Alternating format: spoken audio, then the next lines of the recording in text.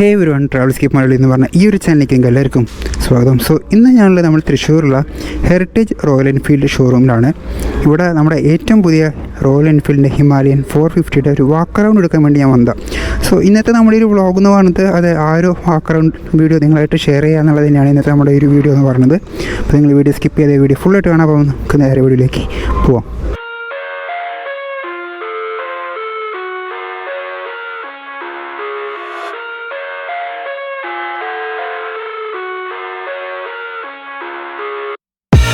I live inside my own world of make-believe.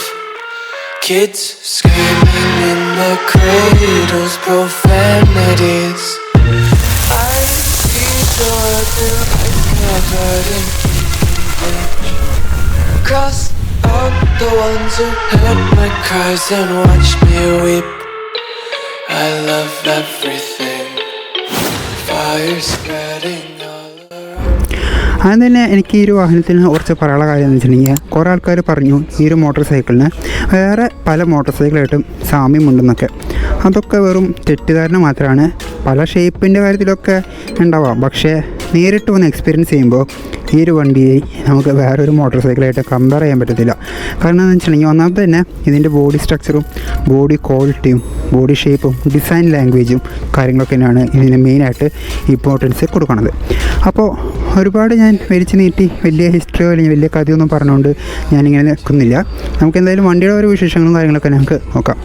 So നമുക്ക് വണ്ടിനെ കുറിച്ച് പറയുകയാണെന്നുണ്ടെങ്കിൽ, വണ്ടി ലുക്സിൻ്റെ കാര്യത്തിലൊക്കെ നോക്കുകയാണെന്നുണ്ടെങ്കിൽ നമുക്ക് വണ്ടി അടിപൊളിയാണ്. പ്രത്യേകിച്ച് ഈ ഒരു കളർ സ്കീം, ഈ ഒരു യെല്ലോ ബ്ലാക്ക് കളർ സ്കീം വിത്ത് ഒരു ഗോൾഡൻ ഫിനിഷ് ഒക്കെ ആയിട്ട് വരുന്നൊരു വീൽസ്, സ്പോക്ക് വീൽസും കാര്യങ്ങളൊക്കെ, അതൊക്കെ നല്ലൊരു അട്രാക്ഷൻ തരുന്നൊരു കോമ്പിനേഷനിലാണ് ഈ ഒരു കളർ സ്കീം വന്നിട്ടുള്ളത്. எனவே എനിക്ക് ഒരു ഇഷ്ടപ്പെട്ട ഒരു കളർ സ്കീം എന്ന് പറയുന്നത് ഈ ഒരു കളർ സ്കീമാണ്. വേറെ 2-3 കളർ സ്കീമും കാര്യങ്ങളൊക്കെ ഉണ്ട്. ഈ ഒരു മോട്ടോർ സൈക്കിളിൻ്റെ എഞ്ചിൻ നോക്കുകയാണെന്നുണ്ടെങ്കിൽ നമുക്കൊരു 452cc എഞ്ചിനാണ് വന്നിട്ടുള്ളത്. അത് നമ്മുടെ റോയൽ എൻഫീൽഡിൻ്റെ K സീരീസിൽ പെട്ട എഞ്ചിനാണ്. അത് മാത്രമല്ല ഇതൊരു ലിക്വിഡ് കൂൾഡ് സിംഗിൾ സിലിണ്ടർ എഞ്ചിനാണ് വന്നിട്ടുള്ളത്. ഇതിൻ്റെ പവർ ഔട്ട്പുട്ടും കാര്യങ്ങളും നോക്കുകയാണെന്നുണ്ടെങ്കിൽ നമുക്കൊരു 40 PS ആണ് പവർ ഔട്ട്പുട്ടും കാര്യങ്ങളൊക്കെ വരുന്നത്. ടോർക്ക് നോക്കുകയാണെന്നുണ്ടെങ്കിൽ നമുക്ക് സെയിം 40 തന്നെയാണ് നമുക്ക് ടോർക്കും കാര്യങ്ങളൊക്കെ വരുന്നത്. നമ്മുടെ പഴയ ഹിമാലയൻ 411 വെച്ച് നോക്കുമ്പോൾ ഇതിൻ്റെ പെർഫോമൻസിൻ്റെ കാര്യത്തിലൊക്കെ കാര്യമായ അപ്ഗ്രേഡും കാര്യങ്ങളൊക്കെ വന്നിട്ടുണ്ട്. പിന്നെ എനിക്ക് പറയാനുള്ളതെന്ന് വെച്ചിട്ടുണ്ടെങ്കിൽ ഇതിൻ്റെ ഒരു ഡിസൈനും സ്ട്രക്ചറും തന്നെയാണ്. എനിക്ക് പഴയ ഹിമാലയനും ഈ ഒരു ഹിമാലയനാണ് ഇഷ്ടപ്പെട്ടതെന്ന് വെച്ചിട്ടുണ്ടെങ്കിൽ, നമ്മുടെ 2 ഹിമാലയനും വെച്ച് നോക്കുമ്പോൾ രണ്ടും അതിൻ്റെ റൈഡിങ് പോസ്റ്ററും കാര്യങ്ങളൊക്കെ ഒരു കമാൻഡിങ് പൊസിഷനിലാണ് വന്നിട്ടുള്ളത്. പഴയ ഹിമാലയൻ 411 ആണ്. ഈ ഒരു ഹിമാലയൻ എന്ന് പറയുന്നത് 452cc ആണ്. അതിൻ്റെ വ്യത്യാസം പിന്നെ ലുക്സിൻ്റെ വ്യത്യാസം കാര്യങ്ങളൊക്കെ ഇത് കുറച്ചും കൂടി അപ്ഡേറ്റഡ് ആയിട്ടുള്ളൊരു ലുക്കിലാണ് വന്നിട്ടുള്ളത്. അതുകൊണ്ട് തന്നെയാണ് എനിക്ക് ഈ ഒരു പെയിൻറ്റ് സ്കീമും ഈ ഒരു ലുക്കിൽ ഈ ഒരു വാഹനം കാണാൻ നല്ല ബ്യൂട്ടിഫുൾ ആയിട്ടുള്ളൊരു മോട്ടോർ സൈക്കിൾ തന്നെയാണ്. സോ നമുക്ക് വണ്ടിയുടെ ഹെഡ്ലൈറ്റിൻ്റെ ഭാഗത്ത് നമുക്ക് ആദ്യം തുടങ്ങാം. നമുക്ക് ഹെഡ്ലൈറ്റ് നോക്കുകയാണെങ്കിൽ നമുക്കൊരു LED ഹെഡ്ലൈമാണ് വന്നിട്ടുള്ളത്. നമ്മൾ സൂപ്പർ മീറ്റിയോറിന് അതുപോലെ തന്നെ പുതിയ GT 650 ഇൻ്റർസെപ്റ്റർ 650 ഒക്കെ വന്നിട്ടുള്ള ഒരു LED ഹെഡ്ലാമ്പ് തന്നെയാണ് ഇതിലും വന്നിട്ടുള്ളത്. നമുക്കിവിടെ ഫെൻഡറിൻ്റെ ഭാഗം നോക്കുകയാണെങ്കിൽ ഈ ഒരു ഓഫ് റോഡിക് DNA വന്നിട്ടുള്ള ഒരു ഫെൻഡറാണ് വന്നിട്ടുള്ളത്. അതിൻ്റെ ഇടയിൽ നമുക്കൊരു പ്ലാസ്റ്റിക്കിൻ്റെ ഒരു ചെറിയൊരു മഡ് ഗാർഡ് പോലത്തെ ഒരു യൂണിറ്റും കൂടി വന്നിട്ടുണ്ട്. അതിൻ്റെ ഈ ഒരു സൈഡിലായിട്ട് നോക്കുകയാണെന്നുണ്ടെങ്കിൽ നമുക്കൊരു LED ഇൻഡിക്കേറ്ററാണ് വന്നിട്ടുള്ളത്. പിന്നെ നമുക്ക് സസ്പെൻഷൻ നോക്കുകയാണെന്നുണ്ടെങ്കിൽ ഷോവയുടെ സസ്പെൻഷനാണ് വന്നിട്ടുള്ളത്. അഡ്ജസ്റ്റബിൾ സസ്പെൻഷൻ ഒന്നുമല്ല. പക്ഷേ ഈ ഒരു സസ്പെൻഷൻ ഒരു നല്ലൊരു ബ്രാൻഡാണ് ഈ ഒരു സസ്പെൻഷൻ്റെ ബ്രാൻഡ് എന്ന് പറയുന്നത്. അതുപോലെ തന്നെ ട്രാവൽ നോക്കുകയാണെന്നുണ്ടെങ്കിൽ നമുക്ക് നല്ലൊരു ട്രാവലുള്ള ഒരു സസ്പെൻഷനാണ് ഈ ഒരു വണ്ടിയിൽ കൊടുത്തിട്ടുള്ളത്. ആ ഒരു സസ്പെൻഷൻ അടുത്തായിട്ട് ഹിമാലയൻ എന്ന് പറഞ്ഞിട്ടുള്ള ഒരു ബാഡ്ജിങ്ങോട് കൂടി ഒരു പ്ലാസ്റ്റിക് യൂണിറ്റും കാര്യങ്ങളൊക്കെ കൂടെ കൊടുത്തിട്ടുണ്ട്. അതുപോലെ റിഫ്ലക്ടറും കാര്യങ്ങളൊക്കെ വന്നിട്ടുണ്ട്. അതൊക്കെ കാണുമ്പോൾ നമുക്ക് ഈ ഒരു വണ്ടിയുടെ ലുക്സിൻ്റെ കാര്യങ്ങൾ കുറച്ചുകൂടി എടുത്ത് നിൽക്കുന്ന രീതിയിലാണ് നമുക്ക് ഫീൽ ചെയ്യുന്നത്. പിന്നെ നമുക്ക് നോക്കുകയാണെന്നുണ്ടെങ്കിൽ നമുക്ക് ഫ്രണ്ടും ബാക്കും നമുക്ക് സ്പോക്ക് വീൽസാണ് വന്നിട്ടുള്ളത്. ഫ്രണ്ടും ബാക്കും നമുക്ക് ട്യൂബ്ലെസ് ടയർസ് ഒന്നുമല്ല, നോർമൽ ട്യൂബുള്ള ടയർസിനാണ് വന്നിട്ടുള്ളത്. വണ്ടിയിൽ ഡ്യുവൽ ചാനൽ ABS-ഓട് കൂടിയുള്ള ബ്രേക്സാണ് വന്നിട്ടുള്ളത്. ഫ്രണ്ടും ബാക്കും നമുക്ക് ഡിസ്ക് ബ്രേക്സാണ് വന്നിട്ടുള്ളത്. അവിടെ നമ്മൾ വണ്ടിയുടെ ടാങ്കിൻ്റെ പൊസിഷൻ നോക്കുകയാണെന്നുണ്ടെങ്കിൽ നമുക്ക് 411 കണ്ട പോലെ തന്നെ നമുക്കിവിടെ ഒരു ടാങ്കിൻ്റെ അവിടെ ഒരു ഗാർഡും കാര്യങ്ങളൊക്കെ വരുന്നുണ്ട്. അതുകൊണ്ട് തന്നെ നമ്മളിപ്പോൾ ഒരു നല്ലൊരു ഓഫ് റോഡ് പോകുകയാണെന്നുണ്ടെങ്കിൽ ഒരു ഇമ്പാക്റ്റ് വന്നാൽ പോലും നമ്മുടെ ടാങ്കിനൊന്നും പറ്റുന്നില്ല. നമ്മുടെ ഈ ഒരു ഗാർഡ് അതൊക്കെ ഈ ഒരു ഇമ്പാക്റ്റൊക്കെ ഏറ്റെടുത്തോളും.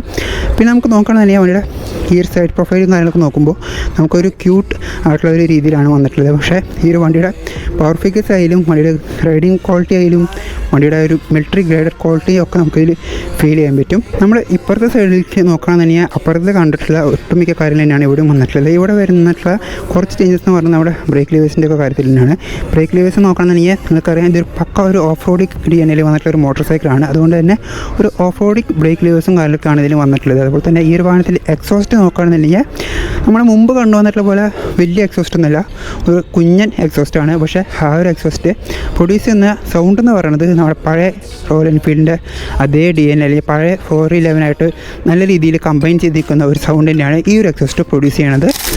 അതുപോലെ തന്നെ നമ്മുടെ റിയർ ബ്രേക്കിൻ്റെ ഡിസ്കും ABS യൂണിറ്റും അതിൻ്റെ സെൻസേഴ്സും കാര്യങ്ങളൊക്കെ കൂടെ കാണാൻ പറ്റും. ഇങ്ങനെയാണ് നമ്മുടെ വാഹനത്തിൻ്റെ സ്വിംഗ് ആമും കാര്യങ്ങളൊക്കെ വന്നിട്ടുള്ളത്. റിയർ സസ്പെൻഷൻ നോക്കുകയാണെന്നുണ്ടെങ്കിൽ നമുക്കൊരു മോണോഷോക്ക് സസ്പെൻഷനാണ് നമുക്ക് റിയറിൽ വന്നിട്ടുള്ളത്. ഈ ഒരു റിയർ മോണോഷോക്ക് സസ്പെൻഷൻ്റെ പൊസിഷൻ കണ്ടാൽ നമുക്ക് മനസ്സിലാവും ഇതൊരു ഇൻക്ലൈൻ ചെയ്തിട്ടുള്ള ഒരു പൊസിഷനിലാണ് വെച്ചിട്ടുള്ളത്. അത് ഒരു പ്രത്യേക തരം ആണ് ചെയ്ത് വെച്ചിട്ടുള്ളത്. അതുപോലെ തന്നെ നമ്മളിപ്പോൾ ഒരു ലോങ് സൈറ്റ് വ്യൂ ഒക്കെ നോക്കുകയാണെന്നുണ്ടെങ്കിൽ ഈ ഒരു പൊസിഷൻ എന്ന് പറയുന്നത് ഇങ്ങനെ ചെരിഞ്ഞ പൊസിഷനിലാണ് നിൽക്കുന്നത്. പിന്നെ നമുക്ക് ഈ ഒരു വാഹനത്തിൽ നോക്കുകയാണെന്നുണ്ടെങ്കിൽ ഈ ഒരു വാഹനം നിങ്ങൾക്കറിയാം ഹിമാലയൻ എന്ന് പറയുന്നത് ഓഫ് റോഡേഴ്സിന് നല്ല രീതിയിൽ ഇഷ്ടപ്പെട്ട ഒരു മോഡലാണ് ഹിമാലയൻ എന്ന് പറയുന്നത്. ഈ ഒരു വാഹനത്തിൻ്റെ സീറ്റ് നോക്കുകയാണെന്നുണ്ടെങ്കിൽ നമുക്ക് ഈ ഒരു റൈഡർ സീറ്റ് ആയാലും പില്ലൻ സീറ്റ് ആയാലും അത്യാവശ്യം വൈഡാണ്. പ്രത്യേകിച്ച് റൈഡർ സീറ്റ് നല്ല രീതിയിൽ വൈഡായിട്ടുള്ളൊരു സീറ്റാണ് വന്നിട്ടുള്ളത്. പില്ലൻ സീറ്റും നമുക്ക് തരക്കാരില്ലാത്തൊരു സീറ്റ് തന്നെയാണ് വന്നിട്ടുള്ളത്. വേറൊരു കാര്യം എന്ന് വെച്ചിട്ടുണ്ടെങ്കിൽ ഈ ഒരു വാഹനത്തിൽ നമുക്ക് ലോങ് പോകാനൊക്കെ നല്ല കംഫർട്ടബിൾ ആയിരിക്കും. കാരണം എന്ന് വെച്ചിട്ടുണ്ടെങ്കിൽ ഇതിൻ്റെ ആയാലും നമ്മുടെ 411 ആയാലും ആ ഒരു കമാൻഡിങ് റൈഡിങ് പൊസിഷനാണ് ഇതിൻ്റെ മെയിൻ കാര്യം എന്ന് പറയുന്നത്. പിന്നെ നമുക്ക് ഫ്യൂൾ ടാങ്കിൻ്റെ ഭാഗം നോക്കുകയാണെങ്കിൽ നമുക്കൊരു 17 ലിറ്റേഴ്സാണ് വാഹനത്തിന് ഫ്യൂൾ ടാങ്കും കാര്യങ്ങളൊക്കെ വന്നിട്ടുള്ളത്. ഒരു മാസീവ് ടാങ്കും അതുപോലെ തന്നെ ഒരു മാസീവ് ബോഡിയാണ് ഈ ഒരു ഭാഗത്ത് നമുക്ക് വന്നിട്ടുള്ളത്. അതുകൊണ്ട് തന്നെ നമുക്ക് ഒരു റൈഡ് ചെയ്യുന്ന സമയത്ത് ആ ഒരു റൈഡിങ് ഫീലും ആ ഒരു റൈഡിങ് ക്വാളിറ്റിയൊക്കെ നമുക്ക് നല്ല രീതിയിൽ ഫീൽ ചെയ്യാനൊക്കെ പറ്റുന്ന രീതിയിലാണ് വണ്ടി ബിൽഡ് ചെയ്ത് വെച്ചിട്ടുള്ളത്. മിറേഴ്സ് നോക്കുകയാണെന്നുണ്ടെങ്കിൽ നമുക്കൊരു റൗണ്ട് ഷേപ്പിൽ വന്നിട്ടുള്ള മിറേഴ്സാണ് വാഹനത്തിൽ വന്നിട്ടുള്ളത്. അവിടുന്ന് നമ്മൾ ഇൻസ്ട്രുമെൻറ്റ് കൺസോളിൻ്റെ ഭാഗത്ത് നോക്കുകയാണെന്നുണ്ടെങ്കിൽ നമ്മൾ ഈ അടുത്തിറങ്ങിയ നമ്മുടെ മീറ്ററിൻ്റെ ഒപ്പം വേറൊരു ഓപ്ഷനും കൂടി വരുന്നുണ്ടായിരുന്നു അഡീഷണലായിട്ട്. എന്താണെന്ന് വെച്ചിട്ടുണ്ടെങ്കിൽ ഒരു നാവിഗേഷൻ സിസ്റ്റം കാര്യങ്ങളൊക്കെ വരുന്നുണ്ടായിരുന്നു, ചെറിയൊരു നാവിഗേഷൻ സിസ്റ്റം.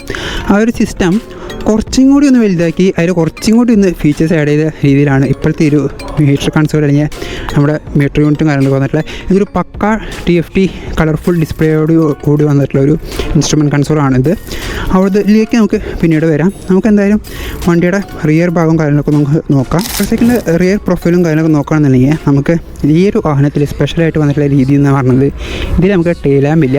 അപ്പോൾ എനിക്ക് ഇതിൽ പറയാനുള്ള കേസ് എന്താണെന്ന് വെച്ചിട്ടുണ്ടെങ്കിൽ കേരള MVDകൾക്ക് ട്രെയിനിങ് കൊടുക്കുക അല്ലെങ്കിൽ കേരള പോലീസിൻ്റെ ട്രെയിനിങ് കൊടുക്കുക.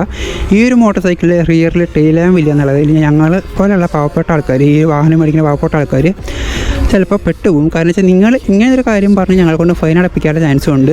പക്ഷേ അത് നടക്കത്തുമില്ല. കാരണം വെച്ചാൽ ഇതിനുള്ളിൽ നമുക്ക് ടെയിൽ ലാമ്പ് അടക്കം വരുന്നത് ഈ ഒരു ഇൻഡിക്കേറ്ററിൻ്റെ ഉള്ളിൽ തന്നെയാണ്. ഇതൊരു ഡ്യുവൽ ഫംഗ്ഷനോട് കൂടി വർക്കാവുന്ന ഒരു ഇൻഡിക്കേറ്റർ തന്നെയാണ്. കാരണം വെച്ചാൽ ഈ ഒരു ഭാഗത്തായിട്ട് നമുക്ക് ഇൻഡിക്കേറ്ററും ഇതിൻ്റെ ചുറ്റും നമുക്ക് ടെയിൽ ലാമ്പായിട്ടാണ് വർക്കാവുന്നത്.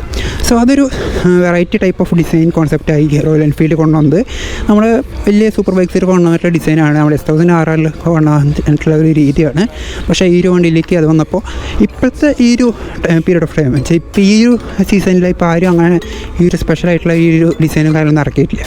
പക്ഷേ ഈ ഒരു ടൈമിൽ ആ ഒരു ഡിസൈൻ പുറത്തേക്ക് കൊണ്ടുവന്നത് റോയൽ എൻഫീൽഡാണ്. അവർ ആ ഒരു ട്രെൻഡ് വരുന്നതിന് മുമ്പ് തന്നെ അവർ അതിലേക്ക് പിടിച്ച് അവർ കയ്യേറി കഴിഞ്ഞു. പിന്നെ നമുക്ക് ഇവിടെയാണ് നമുക്ക് ബാക്കിലത്തെ നമ്പർ പ്ലേറ്റും കാര്യങ്ങളൊക്കെ വരാം.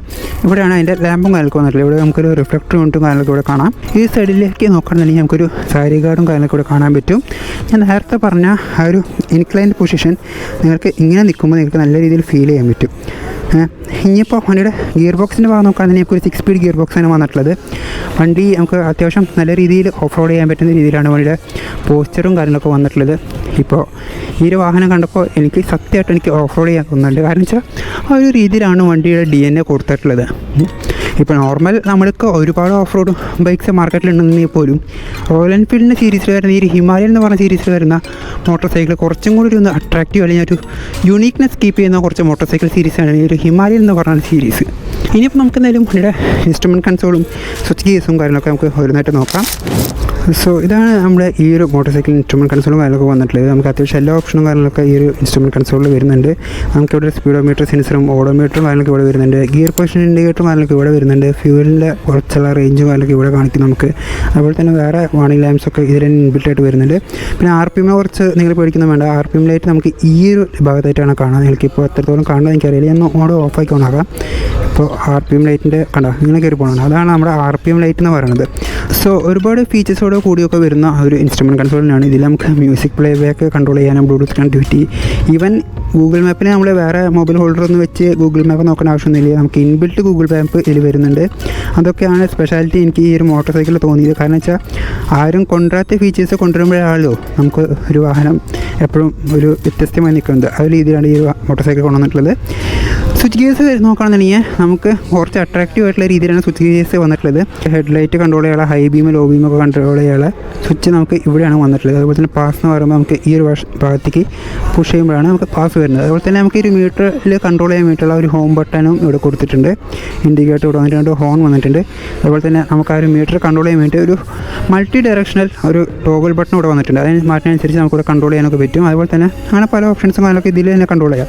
ഇതൊക്കെ കുറച്ചുകൂടി ഒരു പ്രീമിയം ബൈക്കിന് വരുന്ന കാര്യങ്ങളാണ്. അതൊക്കെ നമുക്ക് ഈ ഒരു മോട്ടോർ സൈക്കിളിൽ കൊണ്ടുവന്നപ്പോൾ നല്ലൊരു ക്വാളിറ്റിയും അതുപോലെ നല്ലൊരു റേഞ്ച് നമുക്ക് തോന്നിപ്പിക്കുന്നുണ്ട്. കാരണം വെച്ചാൽ ബാക്കിയുള്ള മോട്ടോർ സൈക്കിൾ ഇപ്പോൾ പല ആൾക്കാരും പല മോട്ടോർ സൈക്കിളായിട്ട് കണക്ഷൻ എന്ന് പറഞ്ഞാലും ഒരിക്കലും ഒരു മോട്ടോർ സൈക്കിൾ ഇങ്ങനത്തെ കുറച്ച് ഫീച്ചേഴ്സ് ഒന്നും ആരും കൊണ്ടില്ല.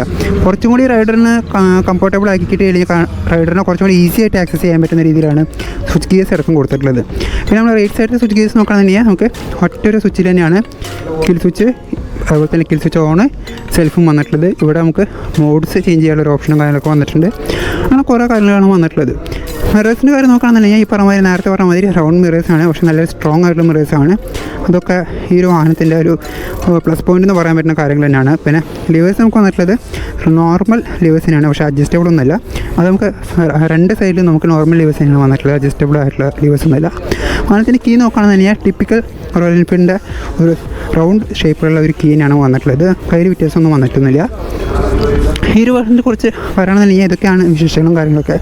ഇപ്പോൾ ഒട്ടുമിക്ക എല്ലാ കാര്യങ്ങളും ഈ വാഹനത്തിനെ കുറിച്ചുള്ള ഞാൻ കവർ ചെയ്തു എന്ന് ഞാൻ വിചാരിക്കുന്നു. സോ എൻ്റെ ഈ ഒരു മോട്ടോർ സൈക്കിളിനെ കുറിച്ചുള്ള ഈ ഒരു ചെറിയ വാക്കർ ഇൻ്റർവ്യൂ ഞാൻ ഇവിടെ വെച്ച് അവസാനിപ്പിക്കാനാണ്. എനിക്ക് ഒരു വീഡിയോ ഇഷ്ടപ്പെട്ടു ഞാൻ വിചാരിക്കുന്നു. വീഡിയോ ഇഷ്ടപ്പെടുന്ന വീഡിയോ ഒന്ന് ലൈക്ക് ചെയ്യുക, അതുപോലെ തന്നെ ചാനൽ സബ്സ്ക്രൈബ് ചെയ്യുക. അത് മാത്രമല്ല ഹെറിറ്റേജ് മോട്ടോഴ്സിൻ്റെ കോൺടാക്ട് നമ്പറും ഡീറ്റെയിൽസും കാര്യങ്ങളൊക്കെ ഞാൻ ഡിസ്ക്രിപ്ഷനിൽ ആഡ് ചെയ്യുന്നുണ്ട്. അപ്പോൾ നിങ്ങൾക്ക് വല്ല ആവശ്യമുണ്ട് തന്നെ അവരെ കോൺടാക്ട് ചെയ്ത് നോക്കാം. അപ്പോൾ നമുക്ക് അടുത്തൊരു വീഡിയോ കാണാൻ അമൽ സൈനിങ് ഓഫ് ചാനൽ മലയാളം.